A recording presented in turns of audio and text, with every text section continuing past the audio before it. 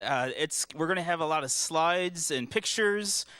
We'd love for you to take a couple rows up, move on a little further up. Yeah, come on, Carlos. I see you thinking about it. He's like, is anyone going to go first? I need some people to move up a little closer. That'd be awesome. Thank you. I promise I don't bite. I also promise that you'll get a wonderful view of my nose hairs. So I think that's a very important thing that we have here. Okay, go ahead. All right, while a couple of people are handing out note cards and a little handout, so be sure you have a note card and a handout if you're done. Thank you so much, Brother Cruz. Thank you upstairs for the slides. Do you mind dimming the lights a little bit up by the slides if you could? That would be, well...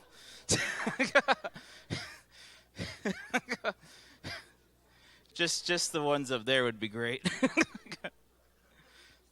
That'd be excellent. Awesome. Make sure this all works. All right, so it's good to see you all. I am here to talk and continue to move on with the Bible and science in Lesson 3.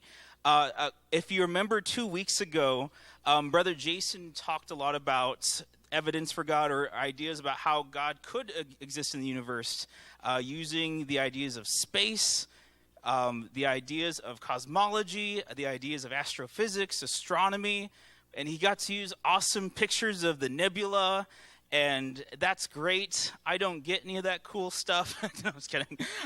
So I'm going to be bringing it down to earth a little bit and talking about theories of life here on earth. So we'll be looking at some big ideas today. We'll be looking at evolution. We'll be looking at intelligent design. We'll be looking at what truth is. Yeah, what? We'll be looking at a lot of big ideas. So I'm excited to get started with you. You're all looking so nice tonight. That's awesome. So good job. Brother JJ brushed his teeth. That's awesome. That's good news.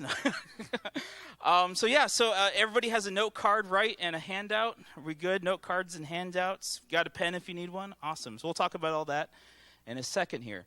All right, so we're going to do this about 4 times tonight. 4 times tonight, we're going to stand up and talk to someone.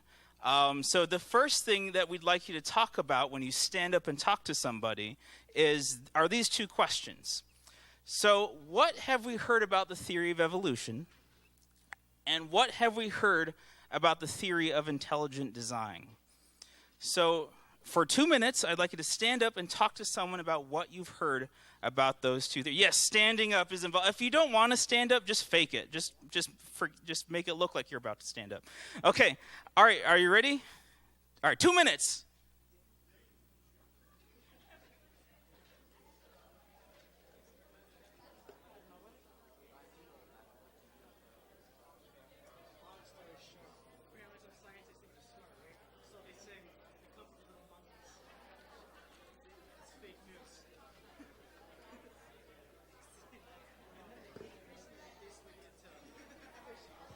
Yes. Talk to somebody about those 2 questions. Oh, yeah. Okay.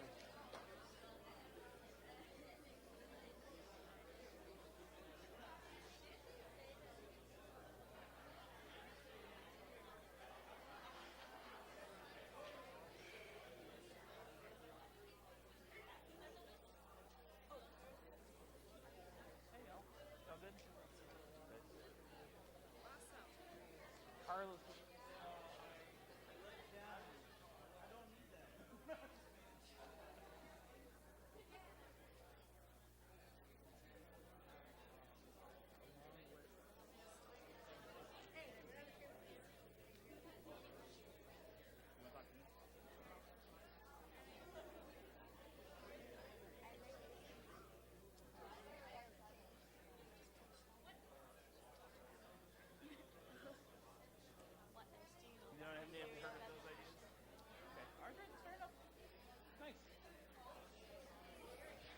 All right, if you want to start moving back to your seats, Awesome. All righty. So as I was kind of like hovering about and creeping in on people's conversations, heard some interesting things. I heard some thoughts about monkeys and how you might be a monkey's uncle. Maybe. Maybe. I don't know. I heard some things about, like, I don't know what intelligent design is. I've not heard of that before. And that's fine. That's fine. We're here to learn. That's great. That means we might get something out of tonight. We might. We won't know until the end, but I hope we might get something. We'll find out. So just to get used to that, we're going to be standing up. I like to get the blood going to your brain a little bit. I know that when I sit, I sleep. So I need to be up and moving. So I'm excited that we'll be doing that tonight. Awesome. So here are two large purposes for tonight. Our big things that I'd like us to be able to do for these two lessons that we'll be doing with me. Really, today and next week is just foundational. It's just the basics. We're covering big things in a very short amount of time. So this hopefully will spark some ideas, some interest, some reading, some video watching, some podcast listening, whatever it is that you want to do to learn more about these ideas. I'd really like for us to move forward and not just, well, that was great, and then move on with our lives. The second big thing is I would like us to have some kind of conversational knowledge on the topics. The topics we're going to be talking about are huge. People spend their whole lives looking at just these things. And, to think that we're going to spend, 45 minutes, an hour on it, and be like, we got it. I can go toe-to-toe with everyone. I know. I know, like, I spend a lot of my life studying history and literature and education and all that stuff, and I still don't know a lot about those topics. So I'm really excited to kind of dive in deep with you a little bit on science tonight. Awesome. So those are the big goals, but here's the tangible things that we'd like to take out of tonight, the tangibles. We'd like for everyone here to be able to define scientific truth. We'd like for everyone here to define scientific theory, and also define spiritual truth. Different ideas, different terms, different meanings. And then also the takeaways for today are for both the theory of evolution and the theory of intelligent design. Did you see how nervous I am? I'm shaking. Oh, man. For both of those big ideas, I'd like us to be able to identify the origins, like where did they come from? How did we get these ideas? The definitions, basic evidence. Like, there's tons of evidence on all of these ideas. We're only going to look at like 3 things for each. And then also we'll look at some common misunderstandings for both of these ideas. So those are our tangible goals. So what's the agenda for tonight? The agenda is really, we're going to start with preparing our journey, get ready for this deep dive into this learning. We'll talk about what the word caveat means. We'll be looking at the resource guide right there, the concept map, and also we'll talk about the note card here in a second. And then we're going to move on to the first big portion, or the first big question we'd like to ask tonight, which is, what is truth? I used to teach history in my juniors. We would start off with this unit on just what is truth. When you study history, you have to know what's truthful, what's not truthful. So it was like, what is that? I was like, that's a big word. So we're going to try to condense a little bit of that tonight. And then our last big portion is just kind of defining what is the theory of intelligent design and the theory of evolution. So that's our agenda for tonight. You have it on your little guide there if you ever get lost. Like, where are we? There we are. Nice. So caveats, what does that mean? A caveat just means a word of caution, a word of warning, keep this in mind. So I have 3 caveats for us tonight. The first caveat is, I am not a scientist. If you notice, I have no bow tie on, and I believe you need a bow tie to be a scientist. So I am not a scientist. What that means is that I'm not an expert. I don't have a degree in science. I'm here just kind of learning along with the rest of you. So I think that's my perspective, is that I am just a learner, just like you. I'm not an expert. I'm not someone who knows all answers. If you come to me after and say, well, what about this thing that I read in this very minute little tiny article that no one else has ever read? I'd be like, that's great. I have no idea. So I want you to know that I'm sharing what I've learned in a perspective. Also, I will make some really lame jokes. Like, they're really bad. I already have. I know I'm on a roll. If you could laugh at them, that'd help me a little bit. Just be like, like, that'd be great. Just LOL, like little emojis at me, whatever it is. just make me feel better that like, oh, let me think at the end of this night, oh, Ben thinks he's funny. That's what needs to happen. That's my outcome for tonight. Awesome. So those are my 3 things. Keep those in mind for tonight. All right, now let's look at that resource guide. The front of that, you see our objectives. We see our agenda. We'll talk about this thing in a minute. But on the back, with all the scary words, let's look at that for a second. At the top of the page that you see all the key terms, these are just words that I'll be using. I'll try to be careful to define them. But if you ever forget what any of those words mean, you can always check this out. Also, at the very bottom of the page, we have some resources for further learning. Hopefully, this will be a launch pad into your own study on something of tonight. So on the left there, you see the theory of evolution, and then I have some books there that I would suggest if you want to learn more about it, there's some books to read. There's a website there, some videos, podcasts. They have the exact same thing for the theory of intelligent design. I was able to read a lot of those books and skim through some other ones because they're big books. But like I have a couple up here if you want to check one out. They're from the library. Don't steal them. So if you want to check out a book afterwards, say, hey, would I want to read this? Go ahead and check it out. Awesome. Great. Oh, also, if you flip the page over again, I'm sorry, back on this side, at the very bottom, you see a little QR code. You can scan that with your phone, and you'll get a digital copy of the outline. You also have a link there, which is also a link to the outline. And also you have a link to the slides that I'll be using. So I cite everything that I'm saying with a website, with something that you can click on and check out. So you know I'm not pulling things out of my ear. So you can go back, check the slides out, click on some things, and see was Ben actually telling the truth. All right, awesome. So that's the resource guide. All right, so what is this thing? This is on the front of your little guide. This is something called a concept map. Essentially, it just is a visual way of showing thinking. So this is kind of our roadmap for the next 2 sessions. We're going to start here on the left with defining truth. Then we'll move into the theory of intelligent design, talk about those ideas. We'll talk about the theory of, we talk about the theory of evolution, talk about those ideas. Then we'll talk about the theory of intelligent design and talk about those ideas. Next week, we're going to be looking at some sub-theories beneath those main ones. So today, we're just laying foundation. Next week, we're getting deep into some stuff, especially in terms of God and Scripture. We'll compare the theories next week, and then finally, we'll wrap it all up by saying, so what is the truth? Determining that. So just to show you where you are, where we'll be for the next couple weeks. Nice. All right, what's with the note card? At the end of the night, I'd like a couple of things from you on the note card. Oh, I got to do stuff. Yes, please. Please. So I'd like you to write down something that you learned, something that you confirmed, like I already knew that. I'm going to write that down. Any questions or comments would be great. I need your favorite color. It's for science. Don't question. Just so I need your favorite color. I need all of that on the note card.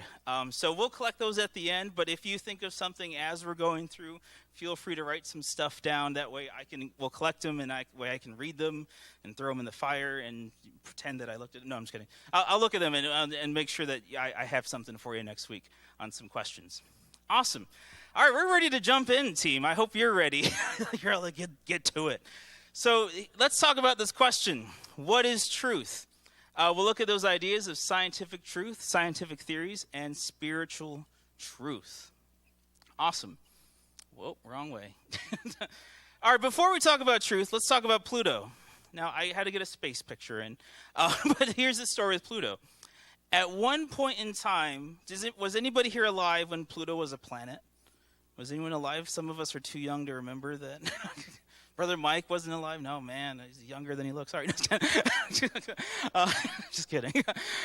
So Pluto was a planet at some point in time. When it was discovered in 1930, we were like, yes, we have another planet. It's awesome. An American found it, too. The only planet found by an American. Yeah, America. Unfortunately, you probably know the end of the story. Pluto lost its status as a planet. What scientists found in the early 2000s are that there's a bunch of other similarly sized objects kind of in the same orbit around it. They call it the Kuiper Belt. So there's something called Edris, and Charon, and there's some other things. And they're like, oh, wow, we have all these planets. That's amazing. Well, what the scientists decided to do was let's hold a big international convention, and let's decide what are the criteria for what makes a planet. And the criteria were very specific, and Pluto did not fit those criteria. So now, in 2006, Pluto is no longer a planet. Ooh, yeah. So sad. They didn't make the cut. So let's talk. So that's a story about what truth is, right? At one point in time, Pluto was a planet. That was a true statement at one point in time. All the evidence we had pointed to Pluto being a planet. However, as scientists got more evidence, got more facts, they're like, wait, Pluto's no longer a planet. And that's really an example of what a scientific truth is. A scientific truth is just a statement of probability, proportional to the evidence. What that means is that it could change.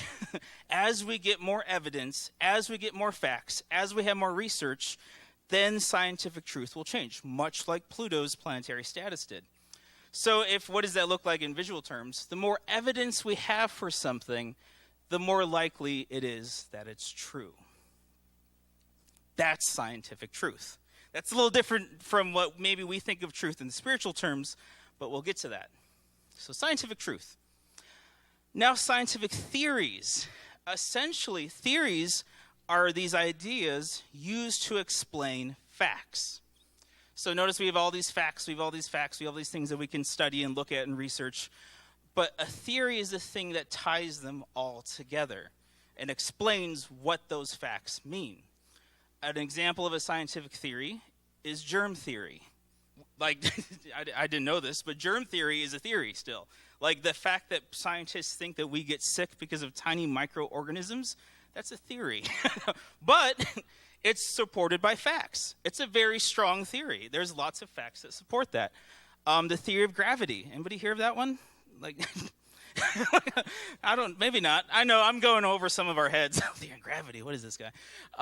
So that's also a theory, but there are facts that support that. So that's the idea of a theory. It's not something that, well, maybe it's true. No, there's lots of things that go in for a theory. That's what a theory is. Nice. Oh, wow. So I missed it. Did I miss a slide? Did one get away? Nope. All right. One missed away. All right. So let's compare scientific truth with spiritual truth. Spiritual truth is Jesus is truth, right? God's word is the truth. All of those things that we read in the Bible, that's truth. That's absolute truth. That's something that's non-changeable. It is what it is. God's word is a foundation. It's absolute. Scientific truth is provisional. What that means is that it could change over time. God's word doesn't change. Scientific truth could change over time, much like Pluto. Spiritual truth is universal. It encompasses everything. Everything is under spiritual truth. Yes, you, Brother Daniel, are under spiritual truth. Sorry. But in science, everything's relative. You compare things to other things. Well, this could be true in comparison to this, or this is true in comparison to this. Now, in spiritual truth, or in scientific truth, things are sensory. Like, for something to be a fact or something that we can observe, we have to be able to smell it. The fact is, some of us haven't showered. I'm just kidding. No. Also, there's things that we can taste, things we can hear, we can see, we can touch. Those scientific truth has to do with the senses. But spiritual truth, that is I'm not nonsensical. It's essentially things that are intangible, things that are beyond sensory things. Like when you feel God, you don't feel like a hand on your back going like this, right? Like if you do, then check. You know, might not be God. But that's the idea. We feel God, but it's in a spiritual sense, while scientists stick straight to what they can sense. All right, so now we're going to do another one of those 2-minute thingies where we'd like, I know, okay, if you want, you can sit. But I'd like you to turn and just talk about these 3 ideas. So what do you think? what do you think about these ideas of scientific truth, scientific theory, and then comparing those truths with spiritual theory? So 2 minutes. If you could stand up, it'd make you feel better, but you don't have to. All right, 2 minutes. Go.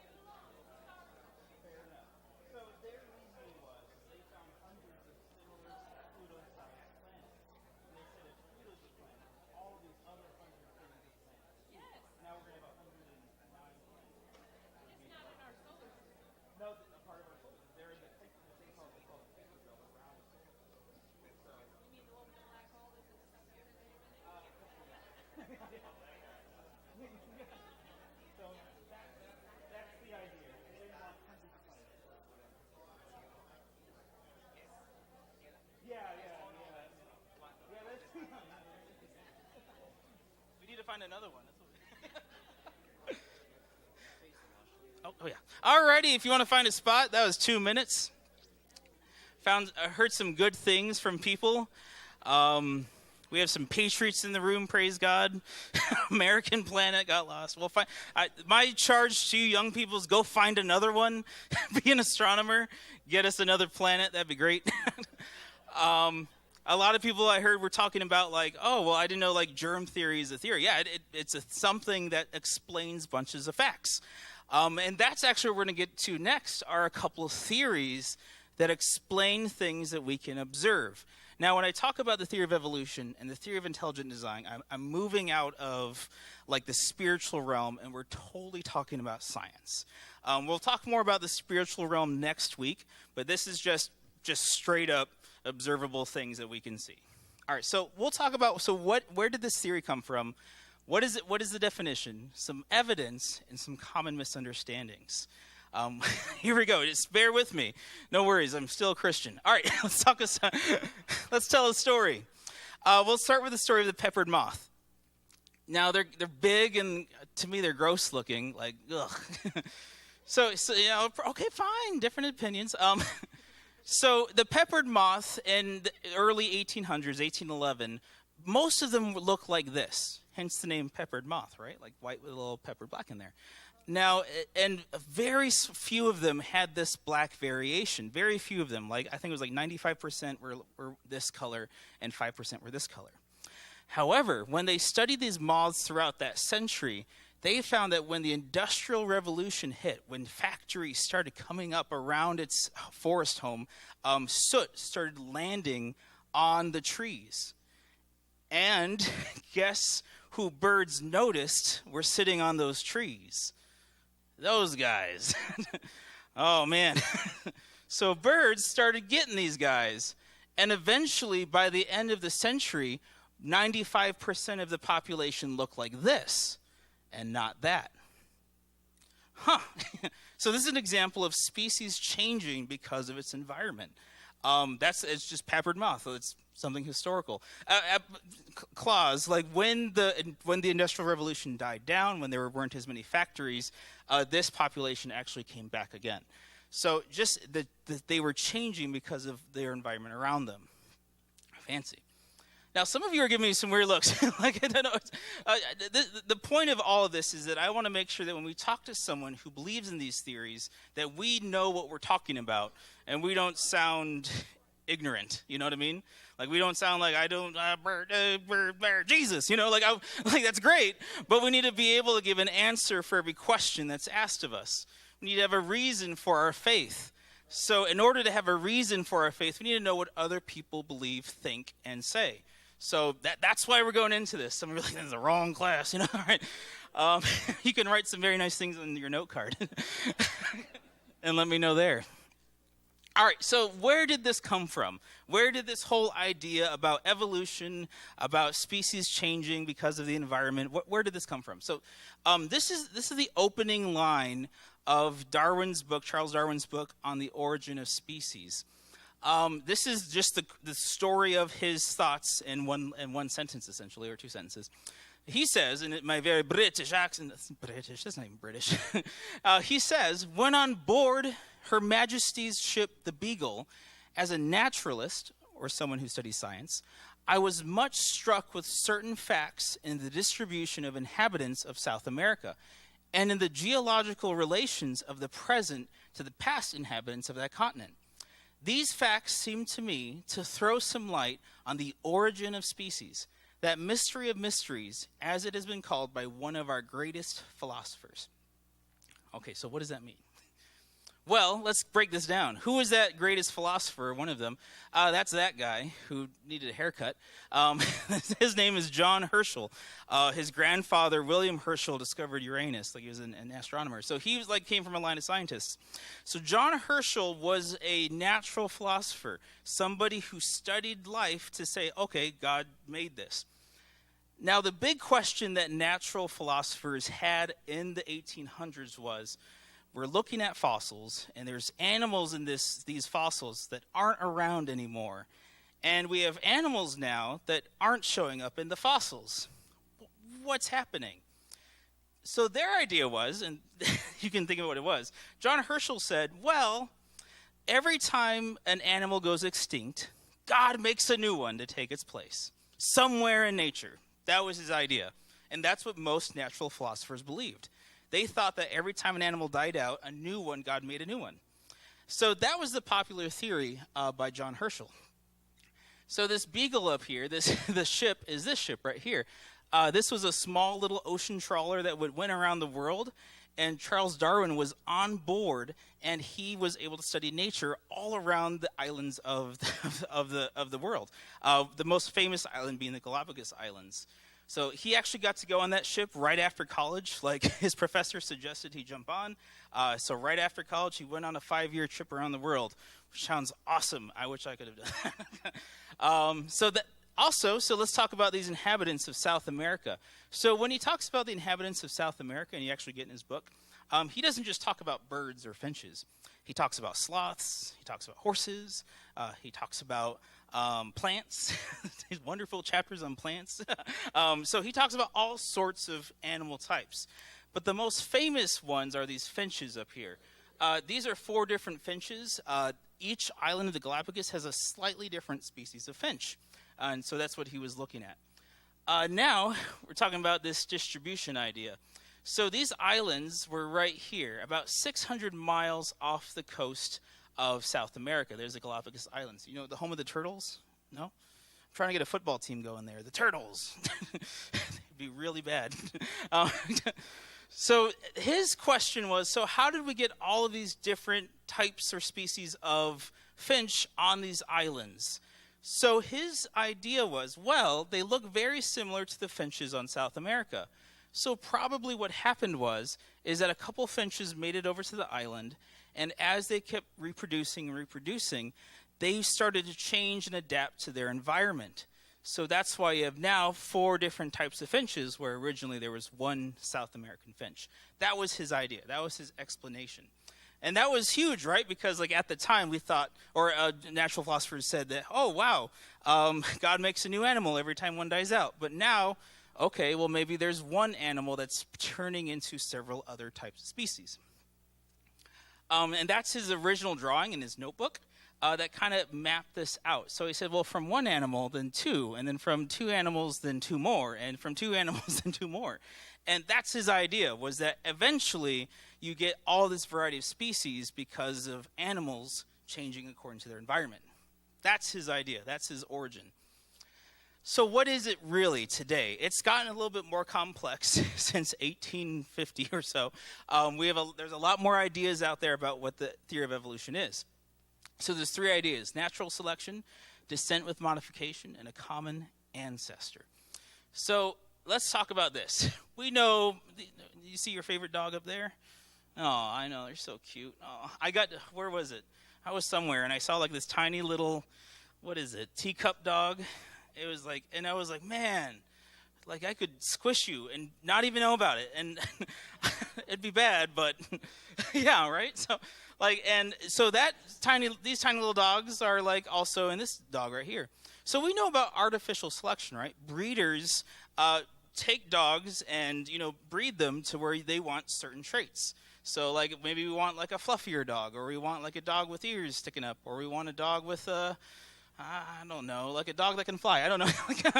So that's artificial selection, right? Like people are choosing what traits to pass on. That's artificial selection. So Darwin's spin on that was, well, it's not people making those choices, it's nature. Nature's making those choices about whether, what type of moth gets to live on. So there's just kind of a 4-panel comic on the moth, remember? White moths, and then white moths, oh no, they got seen by the birds, and now we have black moths left over. So in this case, it wasn't a person saying, hey, I want black moths now. I'm going to make all my black moths really, and it's weird. Moths. All right, anyways. But in this case, it's nature saying, okay, well, because of the environment, because of how they look, certain animals will live on and other animals will die off. So that's natural selection. So what Darwin said is that, well, over many years, over many, many, many years, what that probably means is that you start with an elephant like this, and as the environment changes and as the animals go on and get more complex, and you maybe get one like this, and you maybe get one like this, and one like this, and eventually until you get one that looks kind of like how it looks today. So he was just taking that base idea of natural selection, saying, well, let's just rewind the clock for, hundreds, thousands, or millions of years. So that was his idea, descent with modification, animals changing over time. Awesome. Now, he went all the way back, and he said, wait, so if there is, like, all these connections with, like, if all life is, like, getting more complex and more complex and more complex, then eventually at the beginning, there was a common ancestor, he said. He said, okay, so if I take this thinking all the way back, there was a last universal common ancestor, Luca. Not my cousin Luca, different Luca, but this is a last universal common ancestor. So notice that like he kind of groups all of these different types together, that eventually things got more and more different as time goes on with bacteria, plants, fish, butterflies, and there's Luca right there. Nice. So that's the theory of evolution in a nutshell. So now we're going to look at some evidence, some facts that people use to support this theory. So we'll look at modern evidence, historical evidence, and also the genetic evidence, or the things inside of you. All right, so here's what people use. Not everything. There's tons of books and things, but we're just going to stick to 3 things. So the first thing is what's happening today that people will say that this proves evolution. Finches' beaks. Remember those finches on the Galapagos Islands? They're still there. They didn't go away. Darwin's gone. He's not there. Or maybe, I don't know. No. Darwin's gone. But the finches are still there. So there's this couple, I think his name is Carter and then his wife Rosemary Grant. Since about 1977, they've spent every year, 6 months of every year, on those islands studying those finches. Wow, I know. I don't know if that's a vacation or like a workcation. It's a something. I don't know. I just want to like ride on one of those turtles. Anyways, so since the 70s, they've been there studying those finches. And what they're finding is that these finches are still changing. For example, in their book, the book of the Beak of the Finch, they tell the story about one year there was a famine on one of the islands. And with the famine, seeds got fewer and fewer, right? Fewer seeds. And soon there were only hard seeds left, like really tough seeds. And the finches with small beaks, beep, beep, beep, could not get those hard seeds. And they died more readily and quickly than the finches with the larger beaks. So, in only one generation, the beak size of the finch grew by 10%. Just in one generation of finches. So now finches on the island have bigger beaks because of that famine. So they're using this as like saying, okay, so this is nature changing how the species looks. If you're interested, you can check out the link right there and look at the book, The Beak of the Finch. All right, now historical evidence. So these are things that people find in the ground or things that are fossils. So generally, when you look at fossils or the fossil record, essentially what's happening is that you see a simple to complex pattern. And I know it's kind of upside down from the picture, but the idea is that as you get deeper and deeper into the rocks, the fossils you find are generally simpler.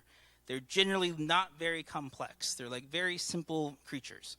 But as you get closer and closer to the ground, your fossils start getting more complex. They start having more varieties. You start having different species show up more and more. So they're saying, okay, so we see animals are going through this time, and now they're getting more and more complex. That reminds me of that Luca idea, the last common ancestor. So, okay, that's what they're saying. This is fossil record that they're using to show that evolution is true. And the genetic evidence. So this is DNA. Darwin didn't know about DNA. This was not found until like the 30s or so, 1930s, 1940s, with Watson and Crick. But this is the idea that we can look at the genome. We've mapped the genome, which is just like all of our DNA spliced out. And if you look, it does match a couple other things pretty closely. We have humans, we have chimpanzees, gorillas, orangutans. My cousin Luca goes down here somewhere. No, I'm just kidding. I'm just kidding. So this is what scientists say. Oh, look, the DNA is very closely aligned. Like the blue matches the blue, and the grays match the gray pretty well. There must have been a common ancestor at some point. Let me correct that misunderstanding. Evolutionists don't believe that we came from monkeys, right? But no, it's not true. Evolutionists say that they shared a common ancestor, humans and chimpanzees, but not a chimpanzee has never turned into a human. So just breaking that down. If that happens, if you somehow see a monkey, let me know. I'll take a picture, get famous. No, I'm just kidding. Okay. So those are three big things that people use for evidence on the theory of evolution. Now, there's other things that people talk about, transitional fossils, biogeography, like other things, but for now, those are just three pieces of evidence. Now, here's some common misunderstandings. So evolution is not a theory about the origin of life. People think, well, evolutionists necessarily believe that, we came out of nothing. That's not so. Evolutionists, according to them, just study the development of life. They don't really consider, so where did this life come from? They don't care. Like that's not in their purview of study. They're just looking at animals, looking at life, looking at plants, animals, those kind of things. But they don't really say a lot about the origin of life. That's something else called biogenesis, but most don't really look at that. Another common misunderstanding is that evolution is random or progressive. So somebody might say, well, if evolution is true, how come I don't have wings? Like, I could really use some wings, right? Like, just fly around and just go to McDonald's? I don't know. So evolution is not random or progressive. Evolution is based off of nature, based off the environment.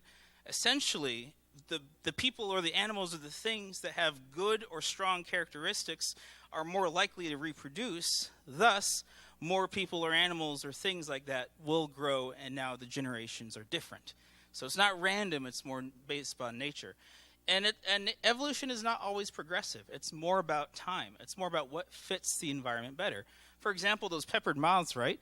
Like, it wasn't like somebody said, well, I like the white ones better than the black ones better than the white ones. Nobody said that. It was just about the environment. It had nothing to do with what was better or stronger. It's just about what fit the environment. Another common misunderstanding is that evolution is invalid because it's incomplete. The fossil record has gaps. If I go up to this slide, remember, a theory is just used to explain pieces of evidence, and there's necessarily going to be gaps. I don't think humans know everything yet, right? We don't have every single fact ever known to exist. We don't have it all yet, or maybe ever. So, of course, with any theory, there are going to be gaps. Gaps in germ theory, gaps in the theory of evolution, the theory of relativity, there's gaps, and that's scientists are okay with that because they're just saying, well, we need to keep learning, we need to keep studying. I sure hope we get some scientists from this group to study some of the gaps. All right, so that was a whole lot of stuff on the theory of evolution. I hope you all feel super uncomfortable in church talking about this. No, I'm just kidding. But for the next 2 minutes, and then we'll get to the theory of intelligent design. For the next 2 minutes, I'd like you to stand up, take a breather, and just talk to each other. What do you think about this? What's your thoughts? What are your reactions? I'd like you to just react for a couple minutes. All right, 2 minutes.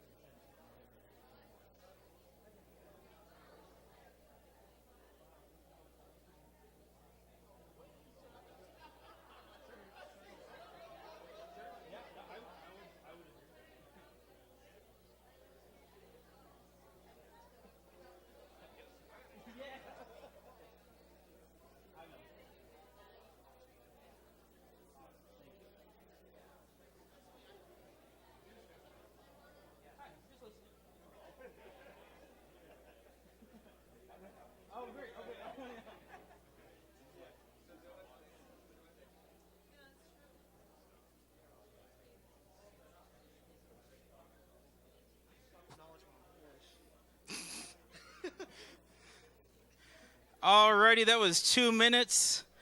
Yeah, I know it's a fast 2 minutes. They're getting faster and faster. I really hope, and that my goal is not to really, and let me just throw my cards on the table. My intent is not to convince you of either theory, right? I'd rather you figure out what you believe using God's word, using evidence, using science, using your mind, and not just take it from this guy, right? Just because I have a microphone doesn't give me superpowers, okay? So you need to figure out what you think and how you could, if you feel like, well, I don't believe in this, well, then figure out the answer. Find out what the counter argument is, or what's wrong with the evidence, or what's wrong with the interpretation. That's the idea, is we take this and go further with it. We don't just sit on it and just feel bad, okay? That'd be bad. All right, so that's the theory of evolution. Let's talk about the very different theory. What is the theory of intelligent design?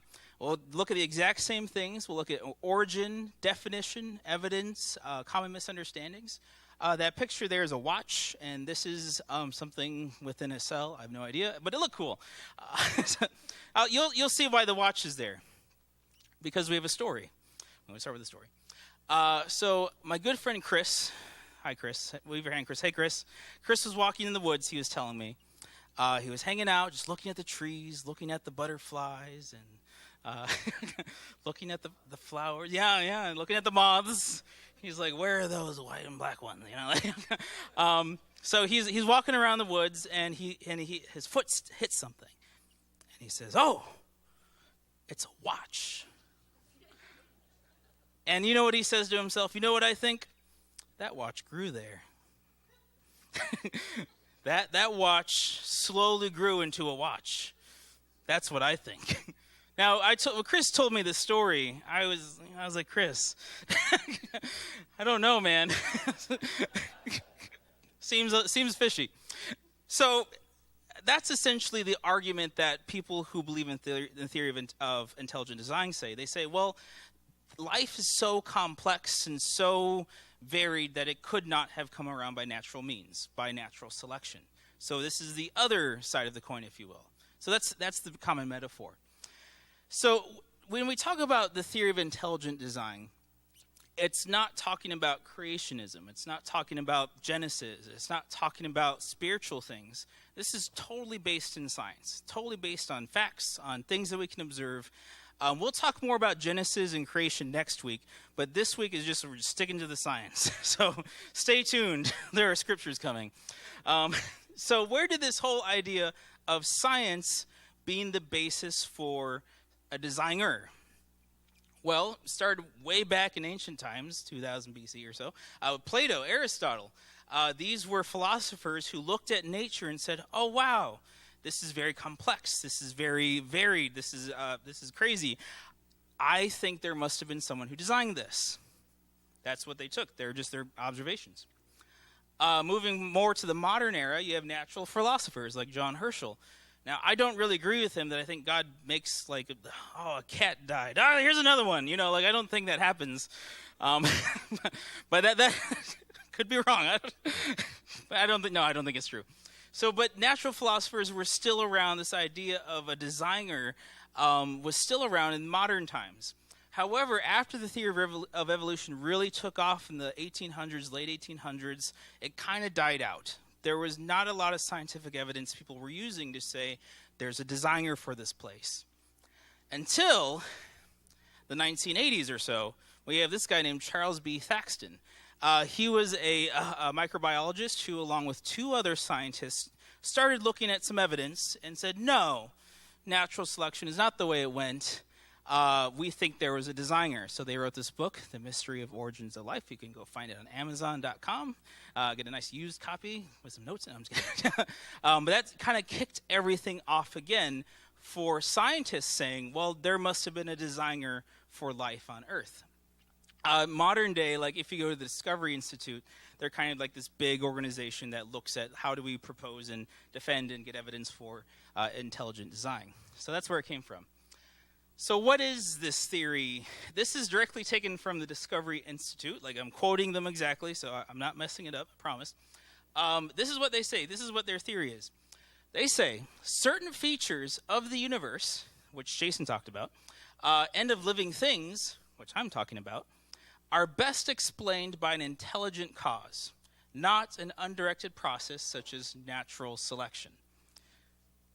That's the definition. Notice there that there's nothing in there about 7 days or God. They're not looking at that because that's not something they say we can sense. But they're saying based on the universe and based on living things, on animals, on genes and stuff, that could not have been natural selection. That must have been intelligent design. Somebody made that. Got a runner. Nice. All right, here's some evidence for the theory of intelligent design. Exact same categories as last time. We'll look at modern, historical, and genetic evidence for this theory. The first piece of evidence that scientists who believe in intelligent design is this thing called distribution of characteristics. Now, what they say is that animal life it's varied, right? There's giraffes and elephants and alligators and there's sponges and there's all these different types of animals, kinds of animals, species of animals.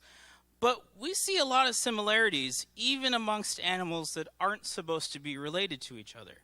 Like, how did legs become a thing? Like, everybody's just like, oh, we're getting legs. Everybody got, like, so that they even say at the micro level that, like, there's a lot of similarities amongst all life. So someone who believes in the theory of evolution would say, well, that's because we're all related. A scientist who says this will say there must have been a common designer. That's the counter argument, the counter interpretation of the evidence. So that's the first one, modern evidence. Historical evidence. Now, if you remember, like, there's rock layers, and there's layers of rock, and there's fossils in those layers of rock. Every once in a while, there's an explosion of life. Just like, there's a couple fossils, there's a couple more fossils, there's my cousin Luca. And then boom, like tons of fossils. Just the most famous one is called the Cambrian explosion. Here's a bunch of animals that just showed up in the fossil record. And people who believe in intelligent design says, well, I don't think like a bunch of animals, like just like some very simple animals, all of a sudden got very diverse magically. They would say a designer had something to do with that complexity. So they're looking at the fossil record, much like scientists who believe in the theory of evolution. All right, now this one is a little intense. This is not a car part. It looks like a car part. It looks like something out of my Corolla's driver's manual, but it's not. This is a tail on a little bacteria. Little bacteria. That's a tail. All right, so what does this tail do? Essentially, it's got about 30 or 40 parts in here that have to perfectly work together in order for that little tail to spin around, which propels that bacteria on its way. So, okay, why are we talking about this? So, people who believe in intelligent design say this is an example of something called irreducible complexity. In other words, these parts are so complex and so specifically put together that if you took even one part off, the whole thing collapses. The tail doesn't work anymore. The bacteria, it doesn't go anywhere. So they say this could not have evolved over time. If you take one piece off, it all falls apart. So they say, somebody must have designed that tiny little tail to make sure every piece went in the exact right spot, so that way that little bacteria can get on its way. That's an example of irreducible complexity. You can't reduce it. Some other examples that are commonly cited by intelligent design scientists include the blood clotting system. Like if you get a cut, your blood clots, right? Like that's a very complex process. Like the proteins have to tell this, and the bloodstream has to go up here and tell this to do that. It's a very complex process. Another complex process that they mention a lot is... There's one more. Eyes. Sorry. Eyeballs. What a lot of people who believe in intelligent design say is that, the eyeball is so complex. If you took one part off, the eye doesn't work anymore. So they say, there must have been a designer for this eye. So those are the evidence. But now let's look at some common misunderstandings for intelligent design. It also is not a theory about life. This is a common misunderstanding. Intelligent design scientists don't claim to say that we have the answer for how life began, because to them we can't observe it, we can't see it, we can't test it, we can't sense it, so we can't say anything about it as scientists. Another common misunderstanding is that intelligent design identifies God as a designer. Most intelligent design scientists are theists. Theist is a fancy word for someone who believes in God. But they don't say that they don't identify God necessarily as the designer. The reason why is because, again, they're sticking straight to evidence. They're sticking straight to things that you can study. And remember, God is spiritual. God is spirit. God is something intangible. So that's why they don't identify God as the designer. But if you talk to them, they'll say God's the designer. But they don't put that in their official paperwork. So just letting you know. Another common misunderstanding is that intelligent design is just creationism. It's not. There's some variation within intelligent design. Next week, we'll talk a little bit about what those variations are. One of them is old earth creationism. One of them is young earth creationism. And another one is non-theistic intelligent design. Fancy words tonight, right? It's like, Ben, this is too late. Don't say these fancy things. We'll talk more about those next week. But just know that intelligent design is just based on facts, on evidence, on things that you can sense, and it doesn't take into account spiritual things. We'll take into account spiritual things next week. All right, so here's our last 2-minute thing, last little 2-minute wrap-up before we wrap everything up and collect your note card. So if you'd like to just one more time stand up, I'd like you to talk to your neighbor or someone nearby. What do you think about all this? What do you think about intelligent design, the evidence, the ideas? 2 minutes would be great. Thank you.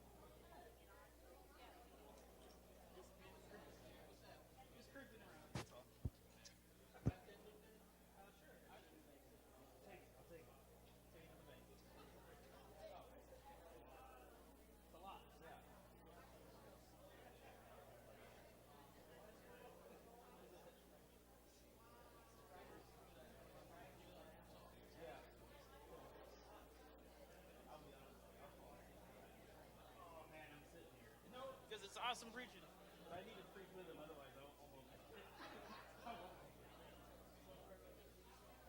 won't. Alrighty, 2 minutes is up. Thank you so much.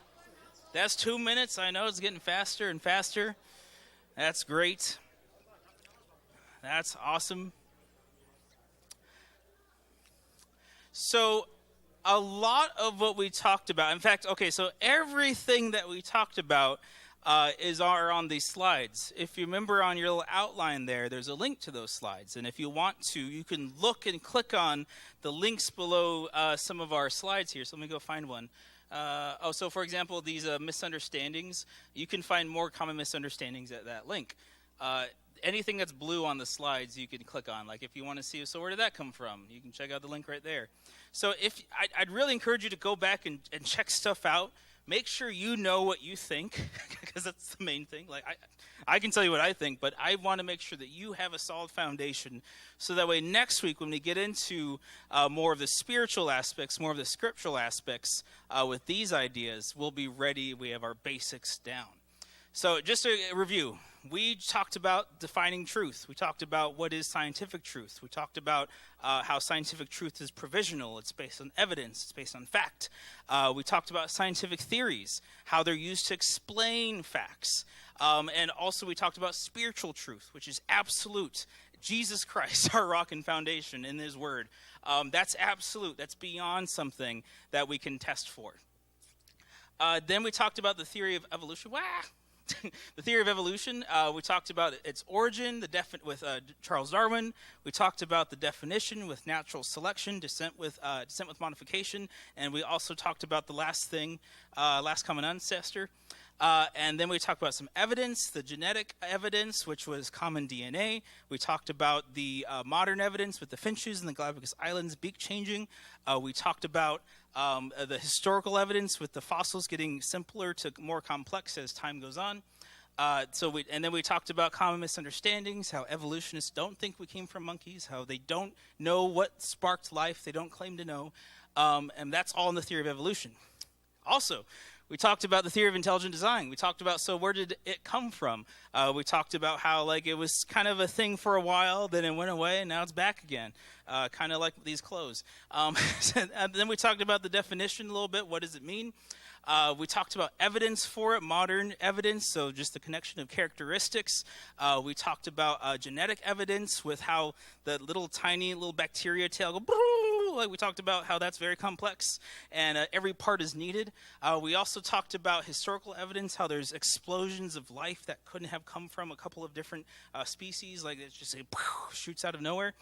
And then we talked about some common misunderstandings, how it isn't necessarily creationism. Now, next week, we'll be looking at these sub-ideas. And just a preview, natural evolution, or naturalistic evolution says, theory of evolution is enough. That's all we need. That science explained it all. Close the books, we're done. That's what a naturalist evolutionist say. A theistic evolutionist says, okay, well, I take the evidence, but I think God had something to do with that. That's what a theistic evolution says.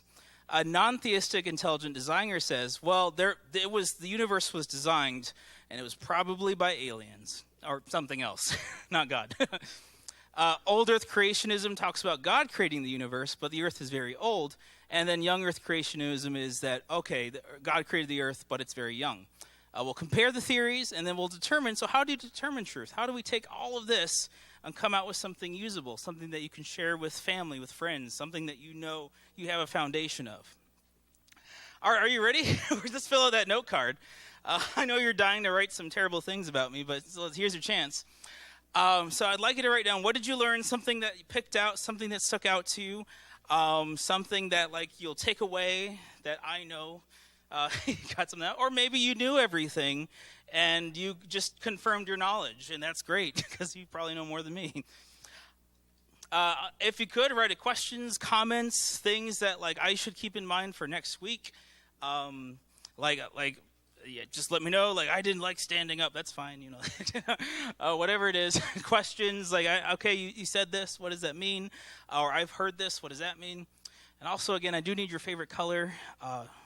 Scientific experiment I'm running. Don't worry about it. So, do you need your favorite color? I don't need, but I kind of do. Chris, you mind going to the back and collecting the cards so you can shake everyone's hand? Remember, Chris was the guy who thought the watch grew. Good job, Chris. All right, so Chris will be holding a basket in the back, and if you could drop off the note card there, that way I can get your feedback and thoughts.